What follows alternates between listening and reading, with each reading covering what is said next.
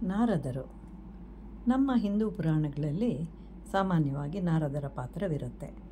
ಇವರನ್ನು ತ್ರಿಲೋಕ ಸಂಚಾರಿ ಅಂತನೋ ಬ್ರಹ್ಮಮಾನಸ ಪುತ್ರರಂತನೋ ಕರೀತಾರೆ.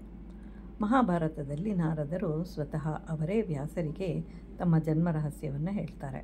ಹಾಗೂ ತಾವು ಪುಣ್ಯದ ಕೆಲಸಗಳನ್ನು ಮಾಡ್ತಾ ಸದಾ ಹರಿನಾಮ ಸ್ಮರಣೆ ಮಾಡ್ತಾ 3 ಲೋಕಗಳನ್ನು ಸಂಚರಿಸ್ತಾ ಇರ್ತಾರೆ. ಪೂರ್ವದಲ್ಲಿ ನಾರದರು ಋಷಿಮುನಿಗಳ ಮನೆಯಲ್ಲಿ ಕೆಲಸ ಮಾಡುತ್ತಿದ್ದವನ ಮಗನು.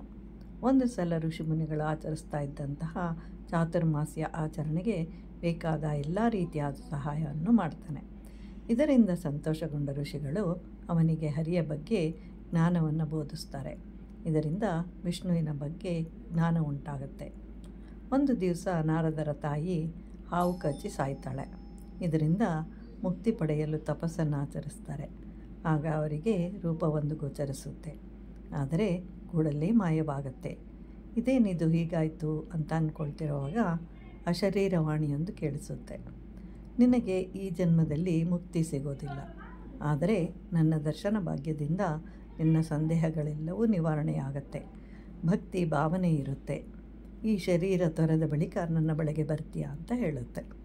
ಈ ಮಾತುಗಳನ್ನು ಕೇಳಿ ಆನಂದದಿಂದ ಸದಾ ಹರಿನಾಮ ಸ್ಮರಣೆಯನ್ನು ಮಾಡ್ತಾ ಇರ್ತಾರೆ. ಶರೀರ ಬಿಟ್ಟಾಗ ಪ್ರಳಯ ಕಾಲದಲ್ಲಿ ಬ್ರಹ್ಮದೇವನ ಒಳಗೆ ಸೇರಿಕೊಳ್ಳುತ್ತೆ. ಮತ್ತೆ ಸೃಷ್ಟಿ ಪ್ರಾರಂಭಿಸಲು ಋಷಿಮುನಿಗಳೊಂದಿಗೆ ನಾರದರು ಜನಿಸುತ್ತಾರೆ.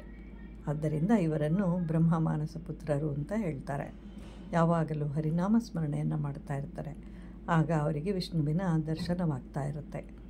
ನಾರದರು ವ್ಯಾಸರಿಗೆ ತಮ್ಮ ಜನ್ಮ ವೃತ್ತಾಂತವನ್ನು ವಿವರಿಸಿ ಭಾಗವತವನ್ನು ರಚಿಸುವಂತೆ ಹೇಳ್ತಾರೆ. ನಾರದರು ವೇದಗಳನ್ನು ತಿಳಿದಿರ್ತಾರೆ.